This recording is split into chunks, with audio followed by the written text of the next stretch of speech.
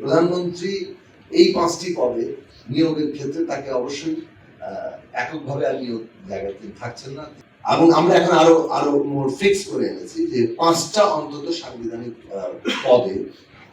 নিয়োগ সাংবিধানিক কমিশন গঠনের মাধ্যমে সাংবিধানিক কমিশনের মাধ্যমে দিতে হবে। সেটা নির্বাচন কমিশন,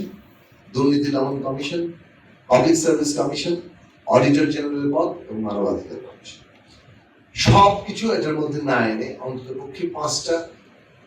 যদি আমরা নিয়োগের কর্তা হিসেবে সরকার, বিরোধী দল এবং বিচার বিভাগের প্রতিনিধিদের সমন্বয় করতে পারি, যেভাবে আসলে national constitutional council NCC structure তৈরি করা হয়েছে, সেটা মনে হয়েছে যে প্রধানমন্ত্রী প্রতিষ্ঠানের প্যারালাল কোন কোন ক্ষেত্রে তার চাইতে উপরে এরকম একটি সুপ্র প্রতিষ্ঠান যেটা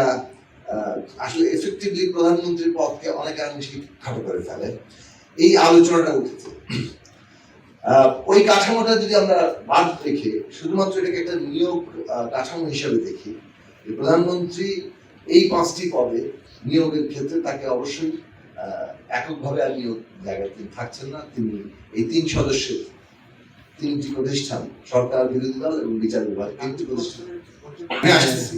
এই 3টা প্রতিষ্ঠানের প্রস্তাব, যেটা নিয়ে আমরা দীর্ঘদিন বলা চলে যে সরি টু সে 2015-16 সাল থেকে এই বিষয়ে একমাত্র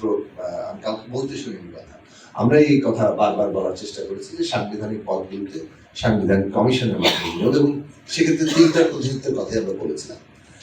এই ক্ষেত্রে বিএনপির সাথে যখন আমরা যুগপৎ আন্দোলন করি, 31 দফা প্রণয়ন শুরু হয়, সেখানে বিএনপি অনেক দূর পর্যন্ত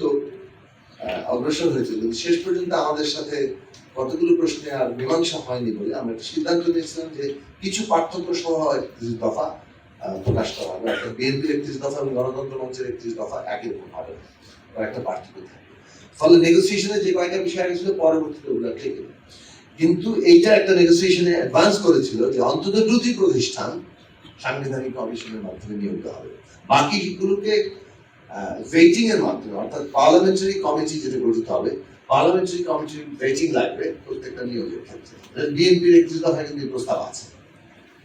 পার্লামেন্টারি কমিটির ভেটিং এর একটা এক্সটেন্ডেড ফর্ম হচ্ছে আপার হাউস থেকে একভাবে ভেটিং নেওয়া।